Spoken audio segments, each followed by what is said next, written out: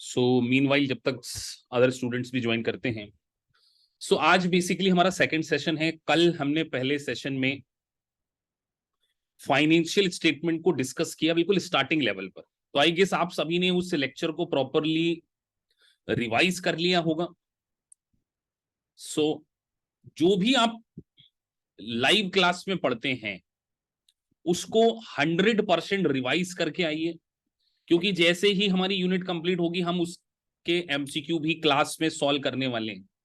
तो मेरी आप लोगों से रिक्वेस्ट है कि हम एक मिशन पे हैं। 2024 में आपका यूएससीए में 100% आपने पास करना है और बहुत ज्यादा डेडिकेशन के साथ में हम लोग स्टडी करेंगे। तो मैं उम्मीद करता हूं कि आप लोग, कितने लोगों ने वापस से लेक्चर पूरा देख लिया कि हाँ सर हम 100% कंप्लीट करके आए हैं और पूरा लेक्चर हमको समझ में आया है? हैं क्लास में ऐसे बच्चे जो दोबारा रिवीजन कर लिया है? कल तो वैसे बेसिक लेवल का लेक्चर था, ठीक है, कुछ बच्चे पढ़ के आए हैं, दैट्स वेरी गुड। चलिए तो 1-2 मिनट में हम स्टार्ट करते हैं। तो आज का लेक्चर भी बहुत इंपॉर्टेंट लेक्चर होने जा रहा है और बेसिकली मैंने आपको बताया है कि यूएससीएमए में थ्योरी सेगमेंट बहुत ज्यादा डिटेल में कवर किया जाता है। तो थ्योरी के ऊपर बहुत ज्यादा स्पेसिफिक फोकस कीजिए। कल आप लोगों ने 2-3 क्वेश्चन करे थे, उसमें से आपने देख लिया होगा कि थ्योरी सेगमेंट था।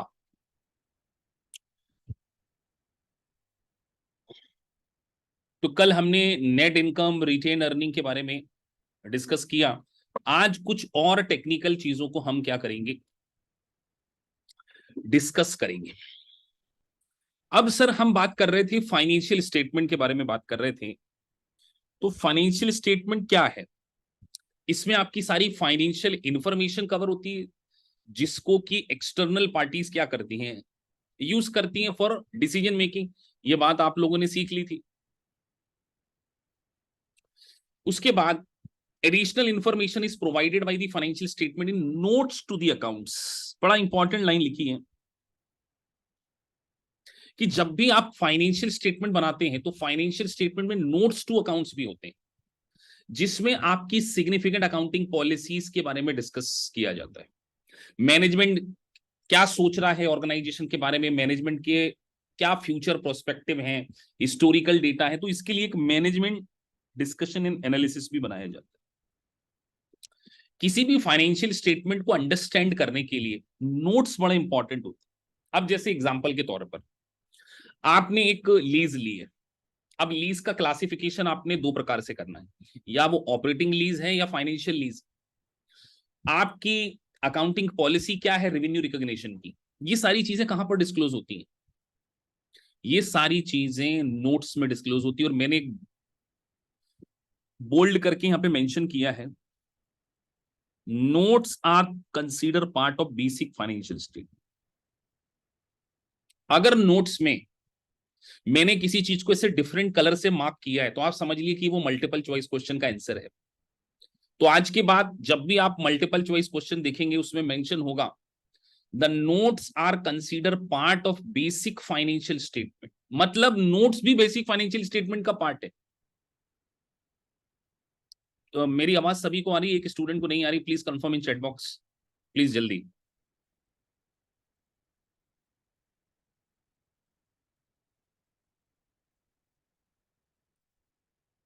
लाउड एंड क्लियर, बाकी सबको आ रही है, इसका मतलब आपका वो चेक कर लीजिए ऑडियो।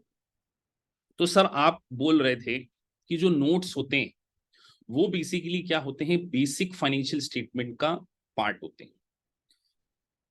और हमने पहले दिन ही सीख लिया था सर कि जो भी फाइनेंशियल स्टेटमेंट होते हैं वो किसके अकॉर्डिंग बनाए जाते हैं, एज पर गैप। कितने स्टूडेंट को गैप का फुल फॉर्म पता है? What is the full form of gap? Generally accepted accounting principle. ये क्या है? अकाउंटिंग के रूल्स हैं, अकाउंटिंग प्रिंसिपल है, या अगर और भी नटशेल में कहें अकाउंटिंग पॉलिसीज। ये क्या है? अकाउंटिंग पॉलिसीज है। तो जितने भी फाइनेंशियल स्टेटमेंट बनाए जाते हैं वो किसके बेसिस पर बनाए जाते हैं? यूएस गैप के बेसिस पे बनाए जाते हैं। और आपको नोट्स टू अकाउंट्स में सिग्निफिकेंट अकाउंटिंग पॉलिसीज। चलिए अगर मैं आप लोगों से पूछूं एक अकाउंटिंग पॉलिसी का नाम बताइए, अगर आपसे पूछा जाए कि accounting policy give me example of one accounting policy, अगर आपने अपने ग्रेजुएशन लेवल पर पढ़ी हो अकाउंटिंग पॉलिसी, किसी को पता हो? सर इन्वेंट्री वैल्यूएशन हम फीफो से करें, लीफो से करें, वेटेड एवरेज फॉलो करें, ये क्या है? Basic accounting policy. तो अब अकाउंटिंग पॉलिसी को क्या करते हैं, नोट्स टू अकाउंट्स में डिस्क्राइब करते हैं, describing significant accounting policy. Consolidation करना है, किस तरीके से कंसोलिडेशन होगा, ये क्या है हमारी अकाउंटिंग पॉलिसी। हमें रेवेन्यू को रिकॉग्नाइज करना है, रेवेन्यू को रिकॉग्नाइज करने की हमारी क्या पॉलिसी है, ये सारी चीजें आप क्या करते हैं, नोट्स टू अकाउंट्स में डिस्क्राइब करते हैं। इसके साथ साथ फाइनेंशियल स्टेटमेंट को प्रिपेयर करने के लिए हम बहुत सारे अकाउंटिंग एस्टिमेट्स भी लेते हैं। सर ये अकाउंटिंग एस्टिमेट कैसे होते हैं, कोई एग्जाम्पल? आपने बैलेंस शीट बनाई है, बैलेंस शीट डेट पर आपके अकाउंट रिसीवेबल आ रहे हैं, क्या आ रहे हैं, अकाउंट रिसीवेबल, लेट्स से $10,000 के। अब आपको लगता है कि इस $10,000 में से 10% डाउटफुल हो सकते हैं, ये क्या हो सकते हैं, फ्यूचर में बैड डेब्ट्स हो सकती है। तो आपने इस $1,000 का प्रोविजन किया है। बताइए ये अकाउंटिंग पॉलिसी कहलाएगी या अकाउंटिंग एस्टिमेट कहलाएगा?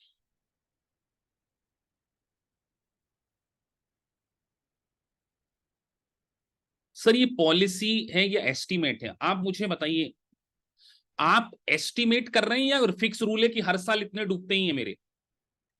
पॉलिसी क्या होती है, पॉलिसी के बेसिस पर आप अकाउंटिंग करते हैं, और आप एस्टिमेट कर रहे हैं कि मैंने $100,000 का गुड्स क्रेडिट पे सेल किया है, और मैं एस्टिमेट कर रहा हूं कि 10% अकाउंट रिसीवेबल डिफॉल्ट कर सकते, तो ये क्या है मेरे लिए, अकाउंटिंग एस्टिमेट है।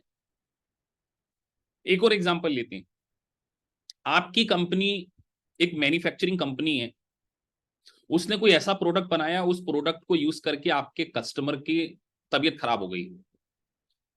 अब मुझे बताइए, उसने आपकी कंपनी के ऊपर कोर्ट केस कर दिया, लिटिगेशन पे मैटर चल रहा है, और आपको लगता है कि लिटिगेशन आपके अगेंस्ट में आ सकता है और आपको $50,000 का कॉम्पनसेशन देना पड़ सकता है। बताइए ये अकाउंटिंग एस्टिमेट है या अकाउंटिंग पॉलिसी, क्या लगता है? सर ऑब्वियस सी बात नहीं, यहां पर मैनेजमेंट अजम्पशन ले रहा है कि 50,000 का हो सकता है, मतलब जो डिसाइडेड नहीं है, जो फ्यूचर में एग्जैक्ट अमाउंट आप डिसाइड नहीं कर सकते, तो वो क्या कहलाएगा, अकाउंटिंग एस्टिमेट कहलाएगा। तो रेवेन्यू रिकॉग्निशन क्या एस्टिमेट बेसिस पे होती है, कि मैंने किसी को गुड्स बेच दिया, अब मुझे अपनी सेल रिकॉर्ड करना है, ये एक्चुअल है या एस्टिमेट है?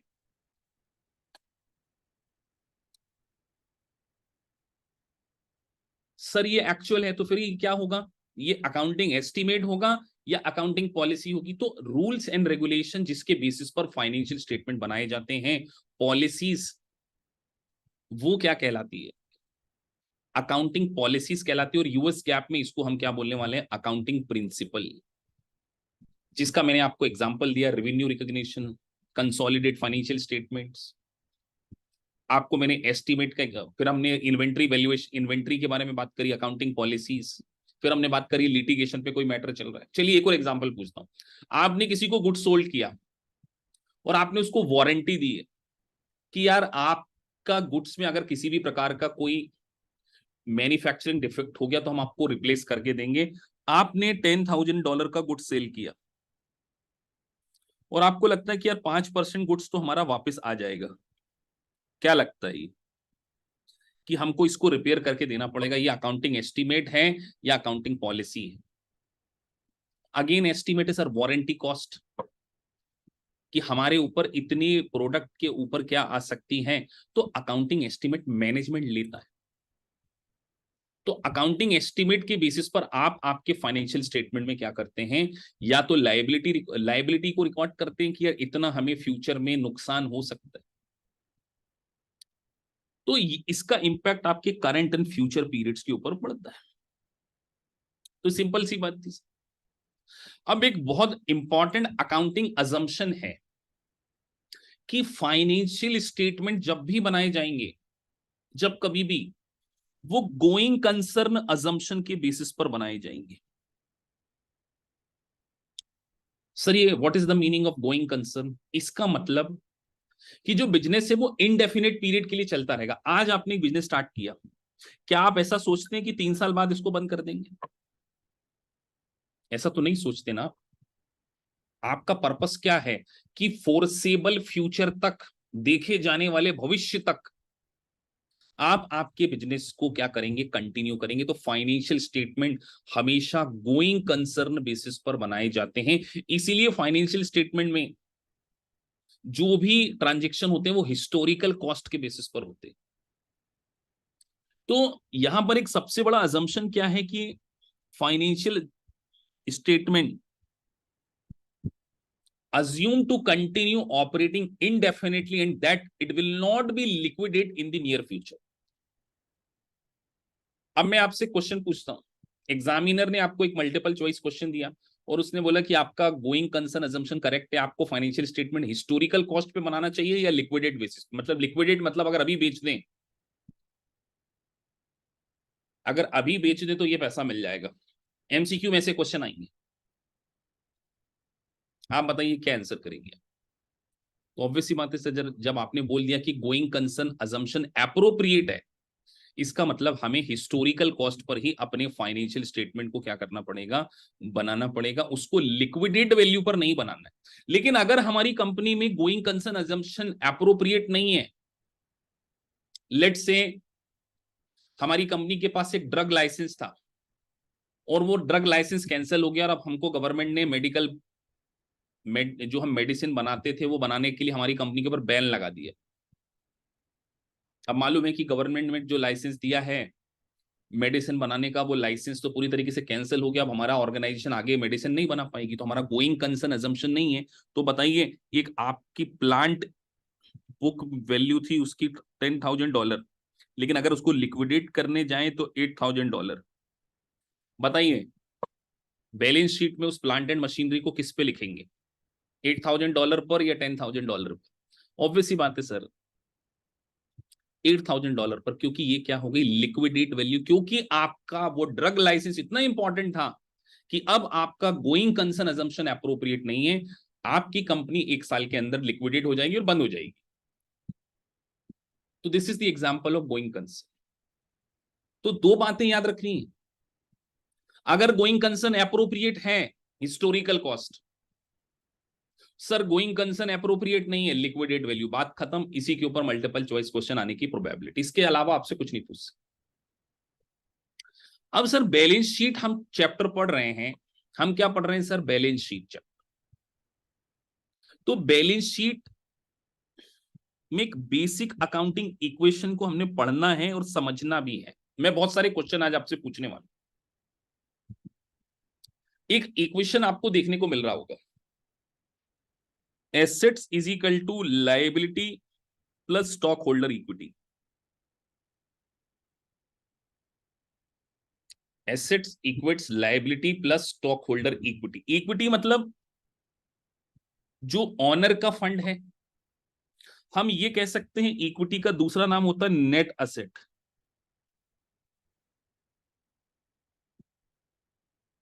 दूसरा नाम क्या होता है सर, नेट असेट्स। इक्विटी का ये जो है ना स्टॉक होल्डर इक्विटी, इसको हम ये भी बोल सकते हैं नेट एसेट। तो अगर इस फॉर्मूले में मैं एसेट्स माइनस लायबिलिटी कर दूं तो इक्विटी आता है। ये बात सबको क्लियर है? किसी को डाउट तो नहीं है कि सर यस आपने बिल्कुल सही बोला सर, आपने लायबिलिटी इधर ट्रांसफर कर दी,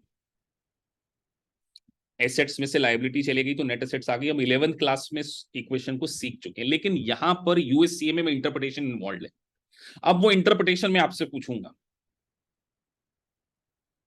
आप मुझे आंसर देंगे एक एक करके। मैंने क्रेडिट में 10,000 का गुड्स बाय किया, माय इक्विटी विल इंक्रीज और डिक्रीज और नो इफेक्ट। आंसर आपको देना है।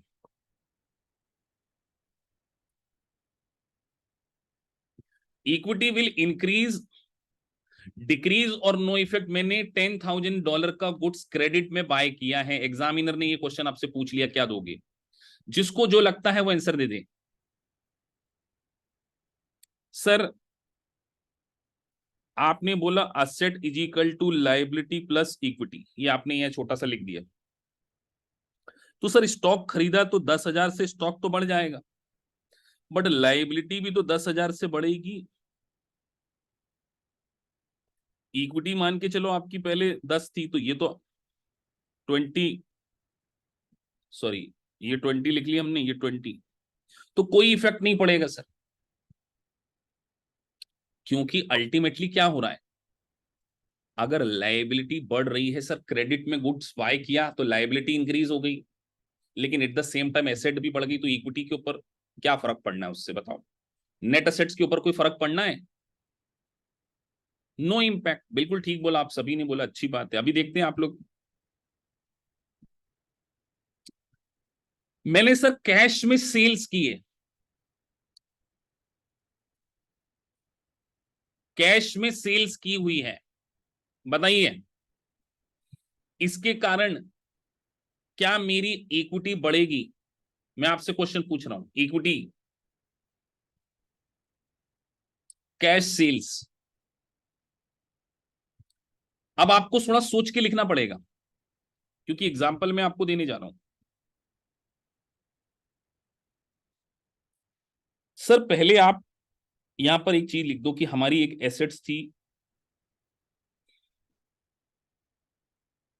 100 रुपए, लायबिलिटी और इक्विटी ये भी लिख देते हैं। लायबिलिटी थी 50, इक्विटी थी 50, ठीक है। तो आपने लेट से 10 रुपीज का गुड्स बेचा, वो तो कॉस्ट पे कम हो गया, 90 हो गई। बट हमने देखा जाए तो वो गुड्स एक 15 में बेचा होगा।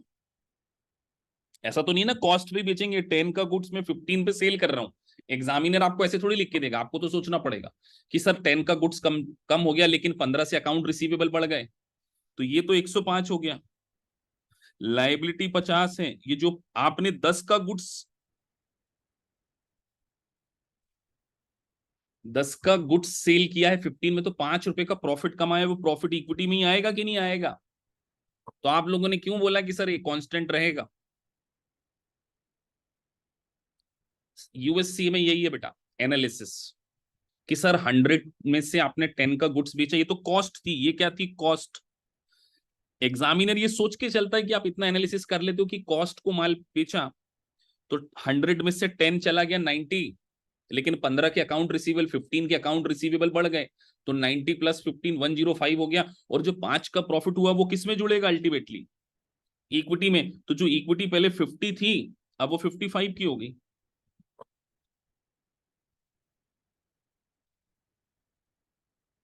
चलिए अगला क्वेश्चन आपसे पूछते हैं।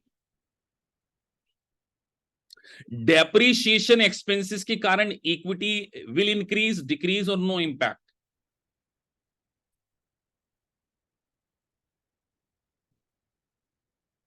आंसर आपको ही देना है।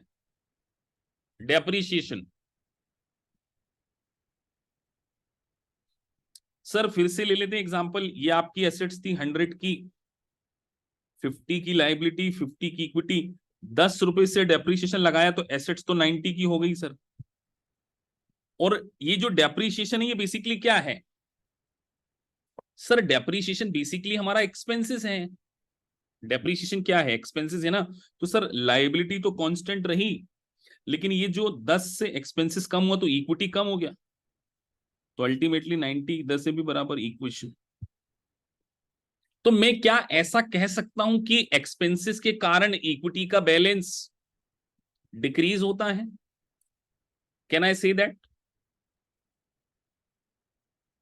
कि नहीं? ये बात नहीं कह सकता, बताइए आप।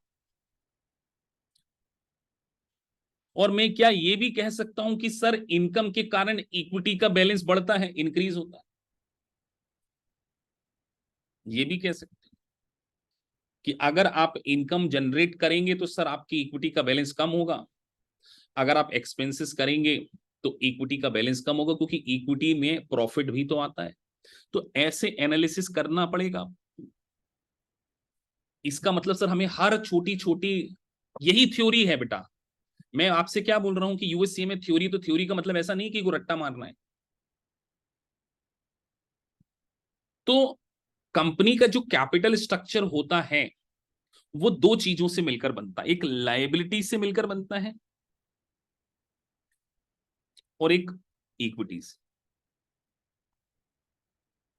लायबिलिटी आउटसाइडर प्रोवाइड करते हैं, लाइक आपने किसी से लोन लिया है, और जो कंपनी के ओनर होते हैं, जो इन्वेस्टर होते हैं, वो बेसिकली क्या करते हैं, स्टॉक होल्डर इक्विटी।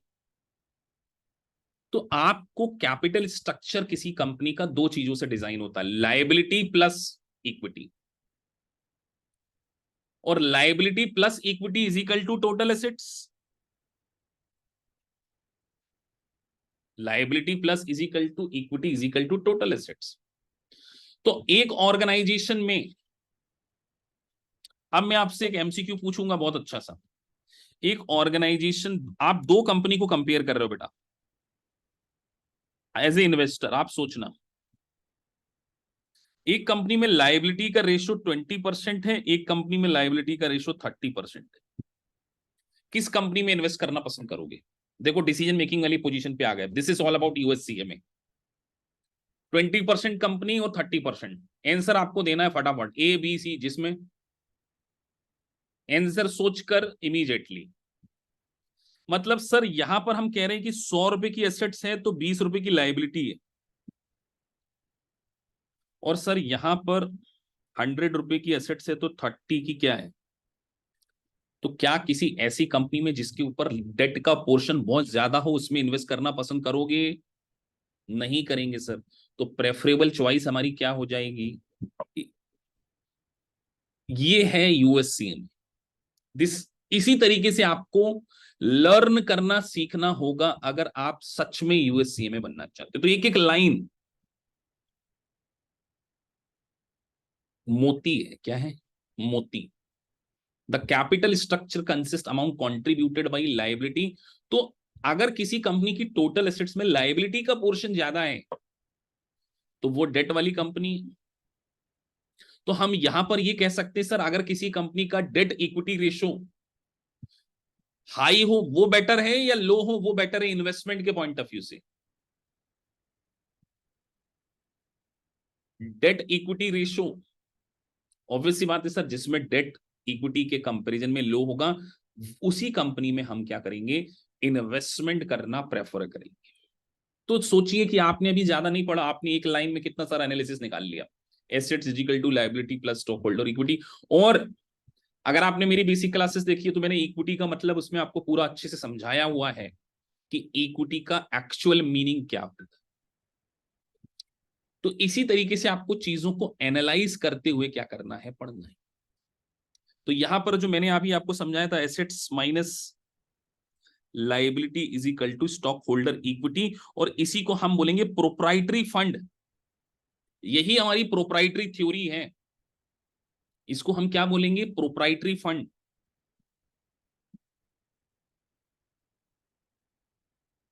अब मैं आपको एक एमसीक्यू फिर से दूंगा करने के लिए, पार्टिसिपेशन करने के लिए।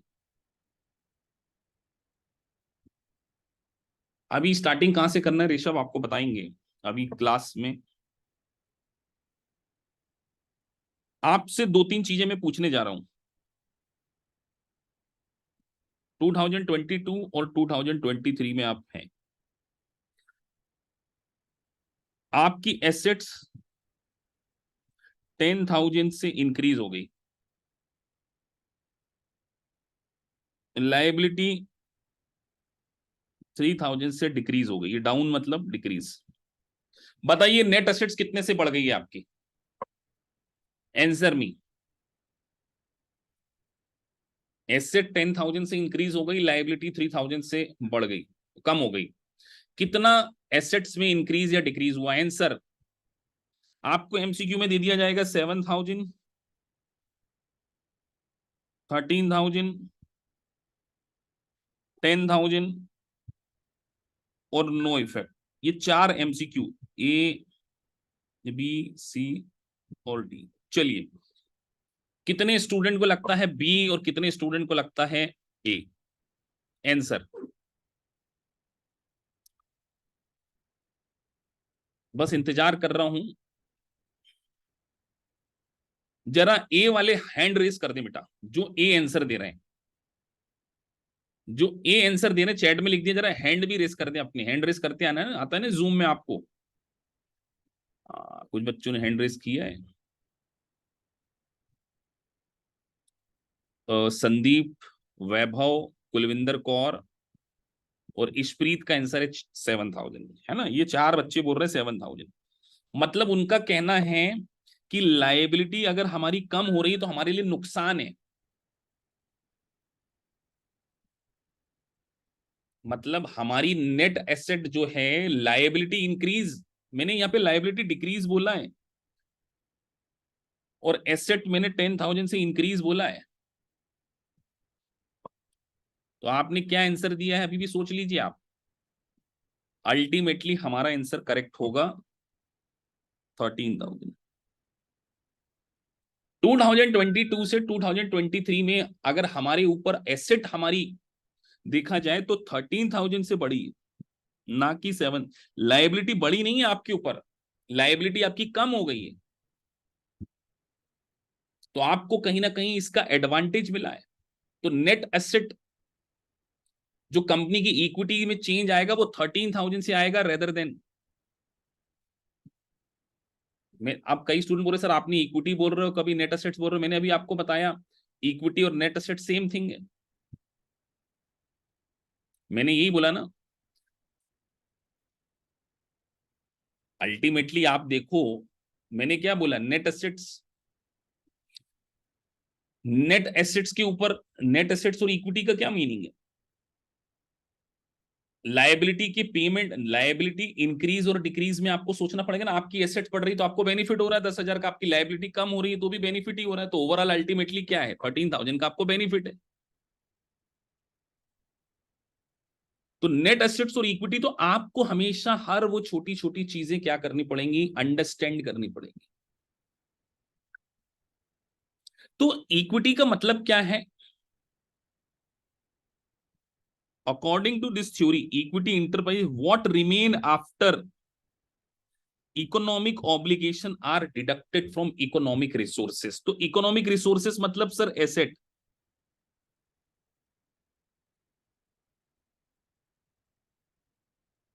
और सर ऑब्लिगेशन मतलब लायबिलिटी। तो एसेट्स और लायबिलिटी आपको पहचानते आना चाहिए।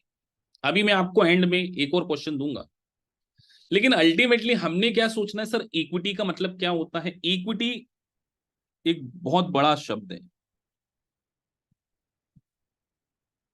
इक्विटी मतलब रेसिड्यूअल इंटरेस्ट, सबको देने के बाद अगर कुछ बच जाए उसी को हम क्या बोलते हैं, इक्विटी। तो equity is a residual interest, कि अगर आपके पास 100 है, उसमें से 30 आपको बांटना है, तो 70 क्या है आपकी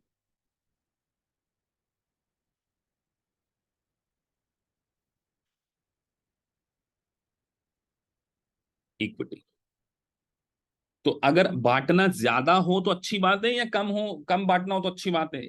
लॉजिक सर, 20 बांटना है तो मालिक को 80 मिलेगा, तो ये वाली पोजीशन बेटर होगी। तो जितना डेट का पोर्शन कम होगा उतना पोर्शन क्या है, एक ऑर्गेनाइज। आप चाहोगे कि आपके ऊपर लोन बहुत ज्यादा बढ़ जाए? नहीं चाहोगे ना बेटा कभी भी। Less distribution. चलिए आगे बढ़ते हैं। अब जो मैंने इक्वेशन आपको समझाया था उसको और एक एक करके अगर हम समझेंगे। अगर आप बोरो करते हो कैश, तो सर दो चीजें होती है, एक तरफ एसेट्स बढ़ता है, एक तरफ से लायबिलिटी भी बढ़ती है।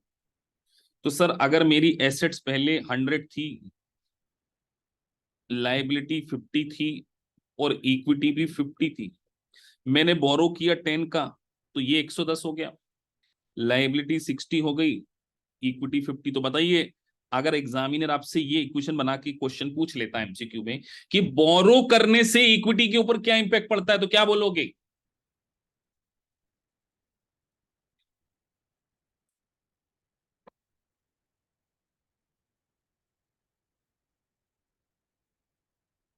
No effect. बात समझ में आ गई? एग्जाम्पल आपके सामने कि सर आपने 10, पहले आपने 100 लिखा, इधर 50 लिखा, ये जो 50-50 पहले 100 थी, हमने 10 का बोरो किया तो 110 हो गया, लेकिन इधर 10 से नोट पेबल भी बढ़ गए, तो 60 और 50, तो इक्विटी के ऊपर कोई इंपैक्ट नहीं पड़ा। अभी तो कुछ नहीं पड़ा ना। रिसीविंग कैश, प्रोवाइडिंग सर्विसेज, बताइए सर्विसेज प्रोवाइड करने से हमने कैश रिसीव किया, मैंने किसी को गुड सेल किया, या मैंने आप लोगों को कोचिंग प्रोवाइड की और मैंने आपसे फीस ली, बताइए व्हाट इंपैक्ट ऑन इक्विटी? जल्दी लिखते जाओ आंसर।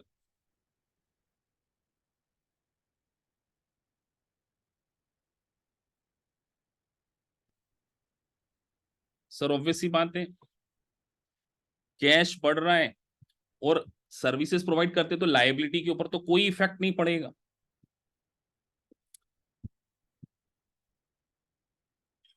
अब सोचो एग्जामिनर आपको क्या क्या पूछ सकता है, सोचो इस एक जगह से। जैसे आपको एक फॉर्मूला पता है, working capital is equal to current minus current assets minus current liability, पता है कि नहीं पता है? 12th तो पढ़ी होगी आप लोगों ने, पढ़ी है ना? एग्जामिनर ने आपसे क्वेश्चन पूछा कि अगर हम किसी को गुड सेल करते हैं, वर्किंग कैपिटल के ऊपर क्या इंपैक्ट पड़ेगा, इंक्रीज, डिक्रीज और नो चेंज? चलिए आप लोगों को आंसर देना है, मैं आपका इंतजार कर रहा हूं। सभी लिखे आंसर। कई बच्चे लिख रहे हैं डिक्रीज हो जाएगी वर्किंग कैपिटल, कई इंक्रीज लिख रहे हैं, अपना अपना आंसर दो जो। तो एग्जाम्पल सर ले लेते हैं यही वाले। लेट से पहले आपके पास, आप एग्जाम में फंस जाओ तो इसे लिख के देखा करो कि सर कैश मेरे पास 100 था, लाइबिलिटी मेरी 30 की थी, तो मेरी वर्किंग कैपिटल पहले 70 थी। अब आपने बोला सर हमने कैश में सेल किया, हमने किसी को सर्विसेज प्रोवाइड की, हमने तो सर्विस बोला ना मैंने, तो सर क्या होगा, मेरी जो पहले 100 थी, लेट से मैंने 10 रुपीज की सर्विसेज प्रोवाइड की, तो ये तो 110 हो गया। सर लाइबिलिटी तो आज भी मेरी 30, तो मेरी डब्ल्यू वर्किंग कैपिटल क्या हो गई, 80 हो गई, तो इंक्रीज। तो अब आप डिक्रीज क्यों लिख रहे हैं, किसी ने लिखा था डिक्रीज?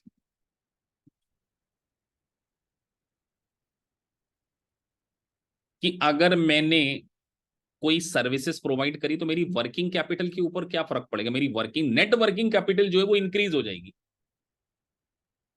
रट नहीं सकते, समझना पड़ेगा, और समझने के लिए आपको फिगर फिल करके देखना पड़ेगा कि सर आपने बोला सर्विस प्रोवाइड करी तो कैश बढ़ा दिया, अकाउंट्स पेबल तो बढ़े ही नहीं, ये एग्जांपल है। तो मेरी वर्किंग कैपिटल क्या होगी, नेट वर्किंग कैपिटल जो सीए माइनस सीएल है वो क्या हो जाएगा। चलो अगला क्वेश्चन, मैंने क्रेडिट पे गुड सेल किया था, मेरा पेमेंट मुझे वापस मिल गया, अकाउंट रिसीवेबल ने पैसा दे दिया, what impact on working capital? इसका आंसर सभी का सही होना चाहिए।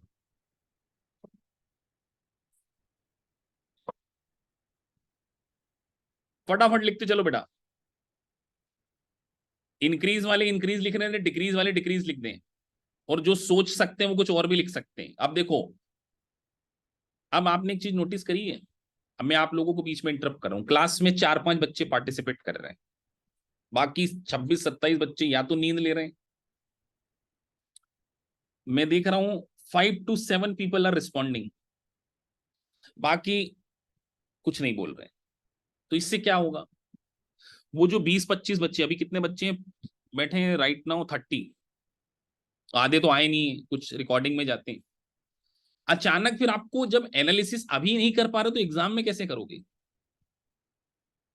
तो आपको ये बात बिल्कुल ध्यान रखना है कि सर ने इंटरेक्टिव सेशन ऑर्गेनाइज कराया है तो आप उसमें पार्टिसिपेट करें। अब मैं आपके क्वेश्चन का आंसर देने जा रहा हूं, जस्ट मोमेंट, स्क्रीन शेयर कर रहा हूं मैं। तो मैंने आपसे आंसर पूछा कि सर वर्किंग कैपिटल आपने बोला क्या इंपैक्ट पड़ेगा अगर अकाउंट रिसीवेबल से पैसा आ गया। सर कोई इंपैक्ट नहीं पड़ेगा। सर प्रूफ कर दो। ये प्रूफ करते हैं बेटा। सर सबसे पहले आपके पास करंट एसेट्स थी 100 की और करंट लायबिलिटी थी 30 की, तो वर्किंग कैपिटल आपकी 70 थी। अब अकाउंट रिसीवेबल ने आपको 20 दे दिया तो कैश भी तो 20 से बढ़ जाएगा ना। अरे अकाउंट रिसीवेबल क्या है, करंट एसेट है, तो सर करंट एसेट्स कम होके दूसरी करंट एसेट बढ़ गई, तो अल्टीमेटली आज भी ये कितना ही है, 100 ही है। लायबिलिटी में तो हम कोई इफेक्ट नहीं, तो आज भी मेरी वर्किंग कैपिटल कितनी है, 70। चलिए अगला क्वेश्चन, मैंने लायबिलिटी का रीपेमेंट कर दिया,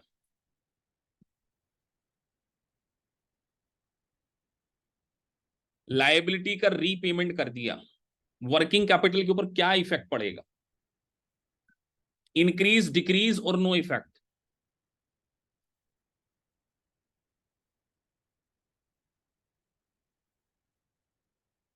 अब कई बच्चे फिर लिख रहे हैं इंक्रीज। सर फिर से करके दिखाओ आप। बेटा ये CA current asset 100, current liability 30, मैंने लायबिलिटी का पेमेंट किया, करंट लायबिलिटी लेट से 10 का पेमेंट किया,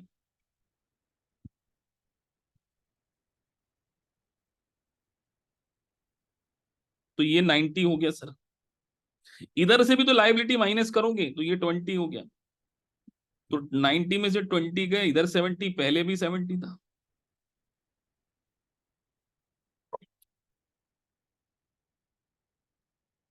तो अब मुझे बताओ क्या एग्जाम को रट पाओगे आप, रट पाओगे, किसी हाल नहीं रट पाओगे। इसीलिए तो मैं बोल रहा हूं कि आपके अंदर मैंने वो स्किल डेवलप करनी है। चलो एक और क्वेश्चन, सर हमने लोन लिया लॉन्ग टर्म लायबिलिटी से, हमने लोन लिया, बैंक लोन लिया, what impact on net working capital, answer me immediately.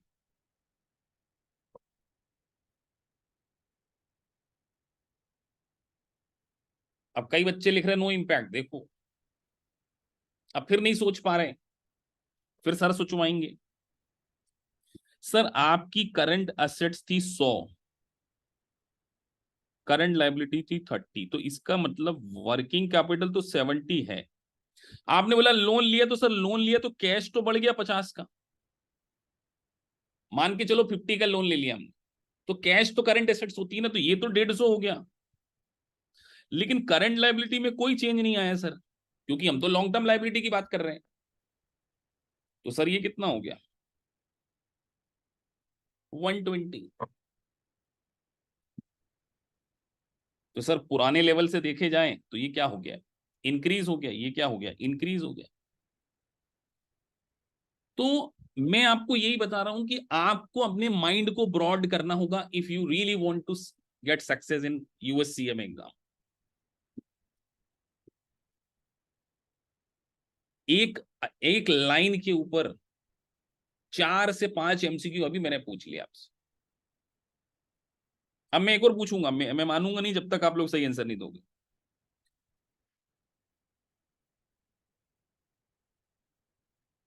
Goods cost थी 100, सोल्ड एट 120, बताओ वर्किंग कैपिटल चेंज, इंक्रीज और डिक्रीज।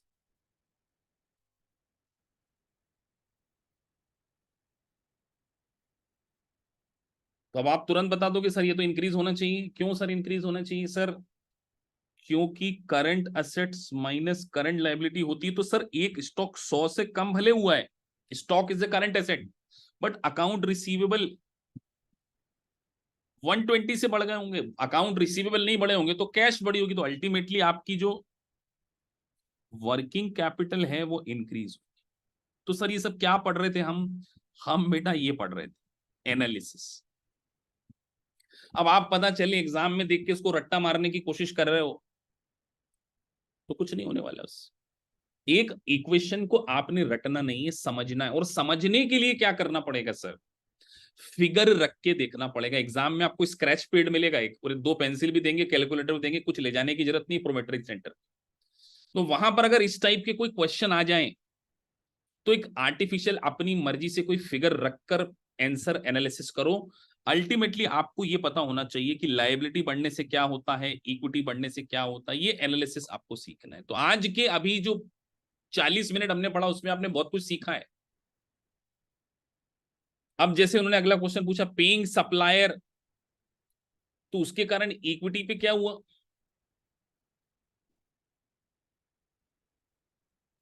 कोई इफेक्ट नहीं पड़ा। कोई इफेक्ट पड़ा है क्या? नहीं इफेक्ट पड़ा। तो ये एनालिसिस हमने यहां पर सीखा है। परचेसिंग इन्वेंट्री ऑन, अब हमने क्रेडिट्स पे गुड्स बाय किया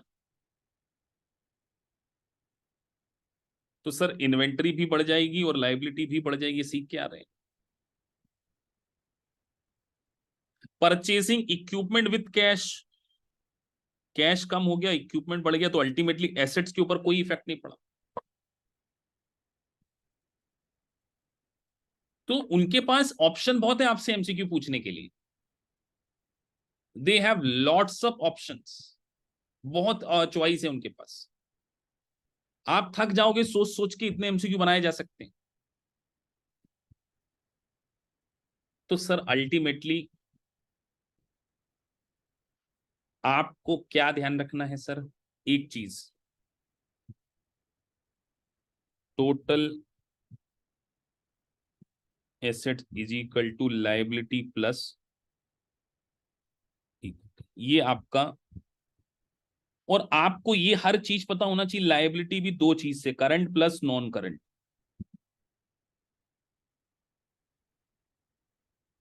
ये सारी चीजें आपको पता होनी चाहिए कि सर लायबिलिटी भी 2 चीजों से मिलकर बनती है, करंट से नॉन करंट से। और आपको ये भी पता होना चाहिए कि इक्विटी का मतलब क्या होता है। आपको ये टोटल एसेट्स में भी पता होना चाहिए कि एक नॉन है और एक करंट है। हर चीज का बारीक से बारीक एनालिसिस माइंड में करते आना चाहिए कि टोटल एसेट्स मतलब सर करंट एसेट्स भी आ गई, नॉन करंट एसेट्स भी आ गई। क्योंकि कई बार एक छोटी सी चीज बैलेंस शीट का टोटल आपके काम आ जाएगा कि सर दोनों तरफ बराबर होता, तो अगर इस तरफ का टोटल आ गया तो इस तरफ का ही जाएगा। पता चले आपको में एक छोटी सी बैलेंस शीट टैली करना है, आपकी एसेट साइड आ गई, आप लायबिलिटी साइड ढूंढ रहे हो, तो जब ये सही आ गया तो ऑब्वियसली बात है इधर का टोटल भी यही होगा कि नहीं होगा। तो sir current assets versus non current assets का एनालिसिस हम करेंगे। तो क्लासिफिकेशन जो किया जाता है वो 2 तरीके से किया जाता है। An asset is classified as a current on the statement of financial position if it is expected to be realized in cash or sold or consumed within entities operating cycle or 1 year whichever is longer। ये longer line बड़ी important है।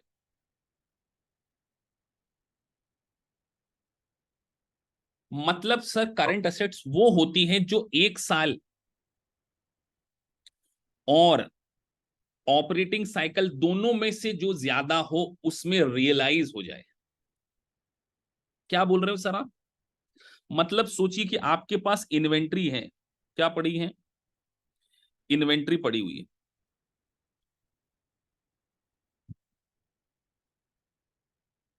तो आप कोशिश करोगे ना कि इसको 12 मंथ के अंदर, या ऑपरेटिंग साइकिल अभी समझाएंगे क्या होता है। ऑपरेटिंग साइकिल मतलब जिसमें कंपनी अपने रॉ मटेरियल को फिनिश गुड्स में बदलकर सेल में कन्वर्ट करके कैश में बदल दे, उस पीरियड को क्या बोलती हूँ? Operating cycle. तो मैं आपसे एक क्वेश्चन पूछता हूँ जनरल नॉलेज, थोड़ा समझो ऑपरेटिंग साइकिल में। कि सर आपने 1 जनवरी को गुड्स बाय किया, 10 जनवरी को इसको फिनिश गुड्स में बदला, 15 जनवरी को इसको बेच दिया अकाउंट रिसीवेबल, और 25 जनवरी को आपको अकाउंट रिसीवेबल से कैश मिल गया। बताओ आपका अकाउंटिंग साइकिल पीरियड कितना है, ऑपरेटिंग साइकिल पीरियड कितना इस क्वेश्चन में। ये गुड्स आपने बाय किया, 1 जनवरी को 10 जनवरी को फिनिश बनाया, और फिनिश से फिर अकाउंट रिसीवेबल बनाया, फिर इसको कैश बनाया।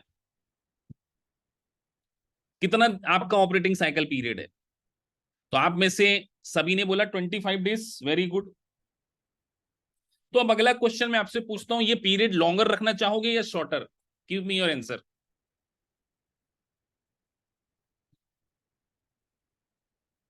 देखो कितनी जल्दी आंसर दे दिया आप लोगों ने, शॉर्टर, क्योंकि आपको पता है जितनी जल्दी रोकड़ा आ जाए उतनी अच्छी बात है। यही बोला ना आप लोग, यही सोचा ना आपने कि सर जितनी जल्दी माल बेच दें। तो ऑपरेटिंग साइकिल हमेशा ऑर्गेनाइजेशन लोअर रखना चाहिए। लेकिन अगर किसी ऑर्गेनाइजेशन का ऑपरेटिंग साइकिल 15 महीने का है, 15 मंथ, तो करंट एसेट जो भी 15 महीने के अंदर रियलाइज हो जाए, अगर कोई एसेट जो 15 महीने के अंदर रियलाइज हो जाए, क्योंकि उन्होंने बोला 12 और operating cycle whichever is longer, उसी को हम क्या मानेंगे, करंट एसेट। तो एग्जामिनर ने आपको ये बात समझा दी, मैंने समझा दी बहुत सिंपल लैंग्वेज में। अब एग्जामिनर आपसे एक क्वेश्चन पूछ ले कि हमने गुड्स सोल्ड किया 1 जनवरी 2023 को, और हमारे कस्टमर ने बोला है कि हम आपको जो पैसा देंगे वो 2 फरवरी 2024 को देने वाले हैं। एग्जामिनर ने एक थ्योरी डाल दी कि 1 जनवरी को आपने गुड्स बेचा, 2 फरवरी को आपका कस्टमर आपको पैसा देगा। आपका ऑपरेटिंग साइकिल पीरियड 15 मंथ है। ये जो एसेट है करंट एसेट है या नॉन करंट है? क्या आंसर दोगे?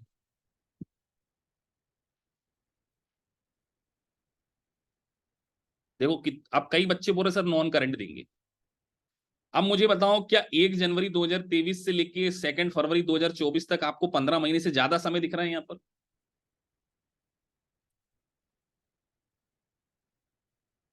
तो फिर आपने क्यों नॉन करंट बोल दिया? क्योंकि हमने क्या बोला, लॉन्गर पीरियड।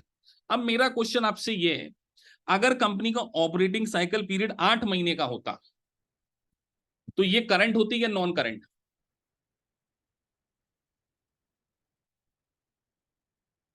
क्यों नॉन करंट हो जाती सर? क्योंकि 8 मंथ और 12 month which ever is longer, लेकिन ये तो 12 महीने से के बाद पैसा मिलने वाला 2 जनवरी, तो ये तो 12 मंथ के भी बियॉन्ड पैसा मिलने वाला है। तो आज की डेट में 1 जनवरी 2023 की डेट में अगर मैं अपनी बैलेंस शीट बनाऊं 1 जनवरी 2023 को, तो this will be my non current. तो अब आप सोचो, क्या आप ये चीज रट पाओगे? नहीं रट पाओगे। लेकिन समझोगे तो आंसर कर पाओगे कि सर लॉन्गर पीरियड, लॉन्गर देखो वहां पे लिखा है। तो हम आपको आज 2-3 चीज समझ में आ गई सर, ऑपरेटिंग साइकिल समझा दिया आपने, मजाक मजाक, कि जितनी जल्दी हम कैश को रियलाइज करें वो हमारा क्या कहलाता है, ऑपरेटिंग साइकिल। और 1 year which period is longer. तो आपको एक एग्जाम्पल के तौर पर करंट एसेट समझाई जा रही है, कैश और cash equivalent, certain individual trading available for sale and held to maturity debt security. Debt security मतलब आपने किसी कंपनी के बॉन्ड बाय किए, किसी कंपनी के बॉन्ड को आपने बाय किया है और आप उसको जल्दी बेचना चाह रहे हो, available for cell, with in 1 year बेचना चाह रहे हो, या उसमें आप ट्रेडिंग करते हो, तो वो आपकी क्या कहलाएगी, करंट एसेट्स कहलाएगी। अकाउंट रिसीवेबल आपकी करंट एसेट है, इन्वेंट्री आपकी करंट एसेट्स है, प्रीपेड आपके करंट एक्सपेंस करंट एसेट्स होती है। तो जितनी भी ऐसी एसेट जो कि आप विद इन 1 ईयर, और अब क्या आज के बाद आप ये रटोगे कि विद इन 1 ईयर, या ये याद रखोगे कि विद इन 1 ईयर और operating cycle whichever is longer, ये वर्ड आपको याद रखना, ये यूएस गैप है।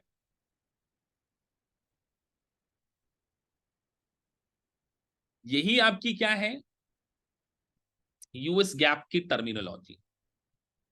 तो आपको इस बात का एनालिसिस डे वन से हो जाना चाहिए कि सर पढ़ना तो पड़ेगा यहाँ पे, और तगड़े लेवल पे पढ़ना पड़ेगा। देखो लाइनों के बीच के मतलब है यहाँ पे। अब सर अगर आपको करंट समझ में आ गई तो मुझे बताओ नॉन करंट किसको बोलेंगे, जरा मेंशन करो चैट बॉक्स में।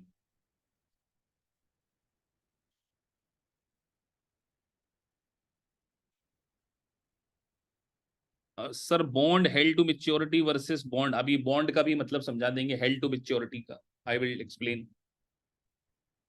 सर नॉन करंट किसको बोलेंगे? सर नॉन करंट वो होगी जो करंट नहीं है, और करंट समझ लिया मतलब which is realisable within 1 year और operating cycle whichever is longer, क्या है? करंट है। तो हम ये कहना गलत हो जाएगा which is beyond the 1 year, Piyush Pandey,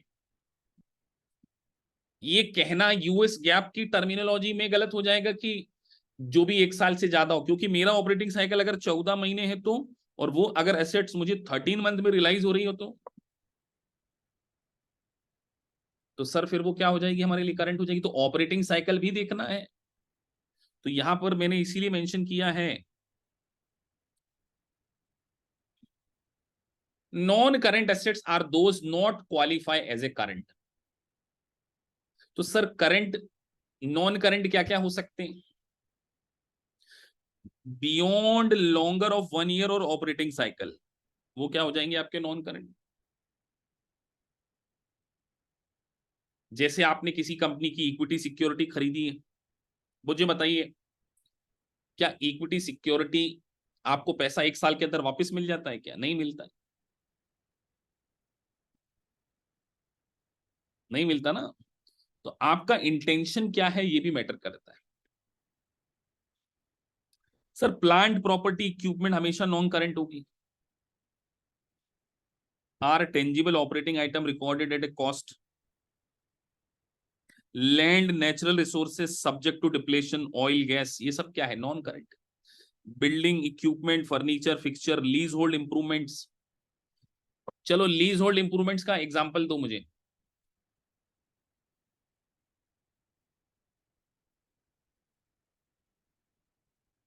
तो सर लीज होल्ड इंप्रूवमेंट मतलब आपने किसी से कोई लैंड लीज पे लिया। सर आपने क्या किया, ये लैंड था आपने लीज पे ले लिया, और उसके ऊपर एक स्ट्रक्चर बना दिया, या इसके ऊपर साइड वॉक बना दिया आपने। तो ये आपकी प्रॉपर्टी थोड़ी है, आपने इसके ऊपर केवल इंप्रूवमेंट किया है, लीज लिया था 25 साल के लिए। तो ये सब क्या है? Non current assets, lease hold improvement. आप आने वाले समय में एक वर्ड पढ़ेंगे, lessee right of use assets, अभी नहीं समझाऊंगा बेटा, ये वर्ड नया होगा आपके लिए, लेसी। जब लीज का टॉपिक पढ़ेंगे तो वहां समझाएंगे।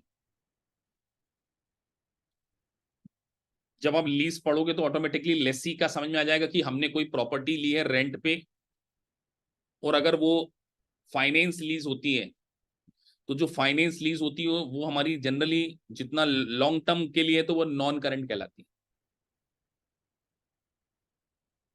सर हमने इंटेंजिबल एसेट जिसका कोई फिजिकल सब्सटेंस नहीं है, पेटेंट गुडविल, ये सब क्या है आपके लिए? Non current. तो आपको सिर्फ एक डेफिनेशन याद रखना है, विच एवर इज लॉन्गर। क्या है बेटा, क्या याद रखना है? Which ever is long. तो अब कई बच्चे चैट में लिख रहे हैं, एक सेकेंड,